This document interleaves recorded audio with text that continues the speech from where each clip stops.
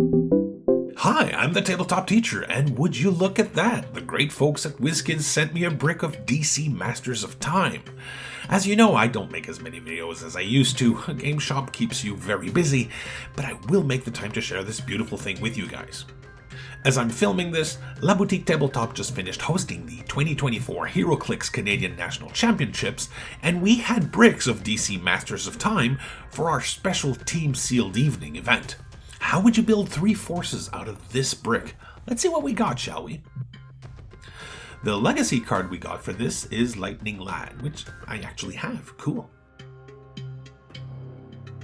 In the first booster, we pull Batman, a prehistoric warrior, Time Trapper, Supernova, and a rare Nighthawk. At only 40 points, Nighthawk is not a bad choice for a pulp match. 5 range is not bad in today's game. His quick draw trait can remove an action token from him if his range attack is your first action during a turn. With an 11 attack, this is no sure thing, but worth trying. The Bonded Through Destiny trait modifies attack +1 for friendly characters named Cinnamon, Hawkgirl, or Sierra Hall. It will be interesting to see what those characters do. In the second booster, we get a Velociraptor, an Easy Company Soldier, Zatanna, Beast Boy, and a super rare Rip Hunter.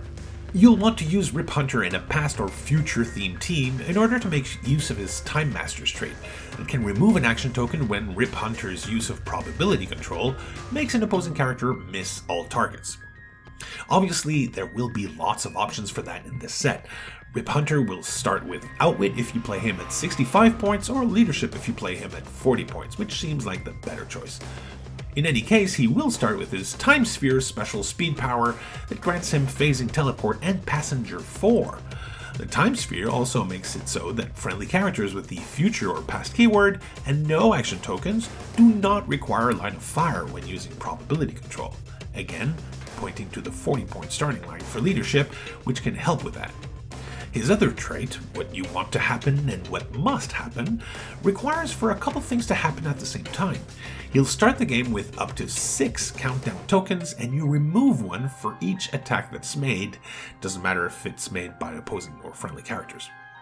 When you remove that last token, if the attack would hit all targets, it becomes a critical hit. Or if you miss all targets, it becomes a critical miss. Could go either way. In the third booster, we find Detective Chimp, Ginny Hex, a League Assassin, Hal Jordan, and a super rare Batman. What a gorgeous piece. This is a Return of Bruce Wayne piece. It's a little bit like Shifting Focus, but with a little extra. At the beginning of your turn, you may choose to replace this Batman with another that has this same trait or heal him one click. He has traded Pulse Wave that will also give action tokens on hit opposing characters if he didn't begin the turn on the map. He's a fantastic tie-up piece with plasticity and his special attack power, Omega Tendrils. Opposing characters within range and line of fire must break away from him as if he were adjacent. Plus, his use of poison works on opposing characters within range and line of fire. Don't forget that you can perplex range, by the way. In the fourth booster, we have Mr. Mind, another prehistoric warrior and time trapper, Anthro, and a rare Robin. For 60 points, you start with a range attacker, or for 30 points, you start with a close attacker. Improved movement through elevations and improved targeting through hindering. Both are very good for this type of character. His 2 traits take advantage of hits and misses. Once per turn, when Robin hits, a friendly character that shares a keyword with him will be able to use one of the powers printed on Robin's card. Doesn't have to be on the current click. Once per turn, when a friendly character that shares a keyword misses, Robin may make an attack on the character his friend missed. Very thematic and more useful than it may seem at first glance. It seems especially interesting on an assassin-themed team. In the fifth booster, we pull another Batman, Booster Gold, Superman, Superboy, and a rare Supergirl. This is a Cosmic Energy Supergirl, nice, and she is a super healer. I don't remember seeing something like this. When another friendly character is damaged by an attack, so this excludes her, if Supergirl hasn't healed them yet this turn, after resolutions, she can heal them one click. She doesn't have to be adjacent or even have a line of fire to them. She just heals them from wherever on the map. And this is when another friendly character is damaged by an attack, not once per turn, it's every time. She can only heal damage from an attack, so it won't work to heal poison or knockback damage from a force blast, for instance. But it should be extremely useful, especially if paired with characters that have a stop click. She costs a lot of points though, 100 or 70. Still seems like a very interesting pick for a pulp team. She has improved targeting through characters, elevated terrain and blocking terrain, as well as hindering terrain thanks to the Superman ally team ability. If you play her at 100 points, the first couple of clicks are challenging with the little mobility and low combat values for that point cost. Mind you, she's healing other friendly characters. She gets angry on click 3, which is a stop click. She also gets a special damage power that boosts her combat values against great size characters. At the 70 point starting line, she starts with hypersonic speed, super strength, invincible, and a special damage power, and she still has a stop click at the end. In the 6th booster, we get, whoa, earth-shattering pull! It chased Green Man along with Black Hawk Pilot, a Daxamite, Red Arrow, and Sergeant Rock. If you play Green Man at 30 points, you get a versatile flying support piece, running shot, and pulse wave if you're in a tight spot, but at 30 points it's really for barrier and his special damage power that grants him outwit, enhancement, and a once per game opportunity for an adjacent friendly character to essentially ignore stop clicks for one attack. On top of that, adjacent friendly characters modify range +1 and have improved targeting through elevations. That seems like an amazing way to spend 30 points. At 150 points, you won't have that special damage power to start with, but you'll get Penetrating Psychic Blast and Energy Explosion with 6 range and 12 attack, always a great combo, and once per turn, Green Man can make another attack if the first one knocked out at least one opposing character. That is a solid range attacker if you can manage the 150 points. In booster number 7, we find Mr. Mind, Deadman, Batman, Wonder Woman, and a rare Morgan Le Fay. At 125 points, you get a powerful mind controller that prevents opposing characters within range from generating non-debris terrain. This can mess with your opponent's strategy.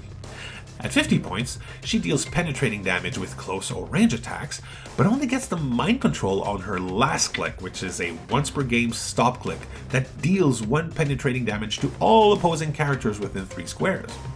Her youth is so wasted on the young trait might be the most interesting thing, though. When an opposing character within range is damaged by the Mystic's team ability, after resolutions, heal a friendly character with the mystical keyword 1 click. Now, since she has to be within range, you can't hide her in the back for this to work. You'll have to commit. 125 points is a lot, but might be worth it if you want some more staying power. Seems like a very nice piece for pulp format in any case. And in the last classic booster, we get Animal Man, another booster gold, Dr. Fate, a Drake Arrow, and a rare Paradegaton.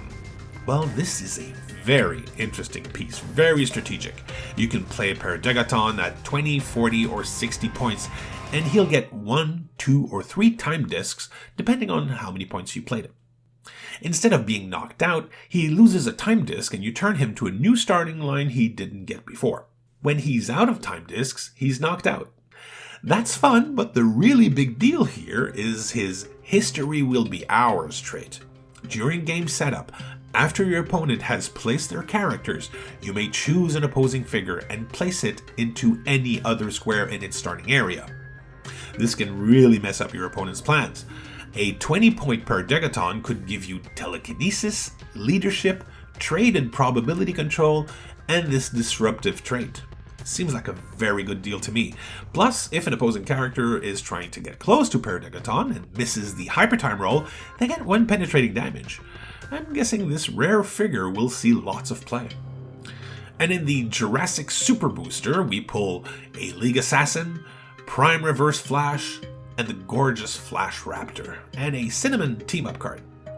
My goodness, I really like this Reverse Flash. He's a very good close attacker for 40 points with hypersonic speed that can use Flurry as free instead of a regular attack. But I think you're more likely to see him start the game on the sideline.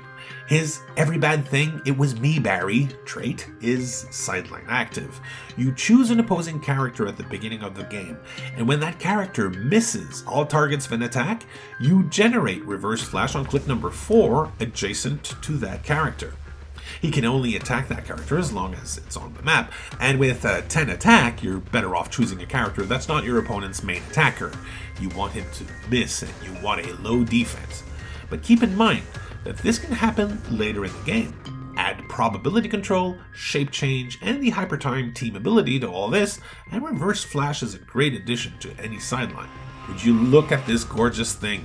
Flash Raptor has the Jurassic League trait that grants him Quake as free if he hit with an attack this turn, and his Justice League team ability will help with that on some opposing characters. He has Precision Strike on 3 of his 4 starting lines, which combines well with Quake. His Bro trait modifies defense +1 of adjacent friendly characters that share a keyword. His I've got you bro hypersonic speed variant can be extremely useful. Imagine a friendly character took damage since your last turn. Flash Raptor can use hypersonic speed, move through that character, and place it adjacent after resolutions, likely after a close attack he'll make and the end of his movement. Note that this friendly character can be of any size, and it is placed. It hasn't been technically carried, so it can be given a costed action. The only condition is that this character must have taken damage since your last turn. He also has a Super Senses variant that succeeds on a 4 through 6. Now, I wish I had time to talk about all the amazing figures in this set, but that's it for now. I wish you to pull all the figures you want from this set, and have fun!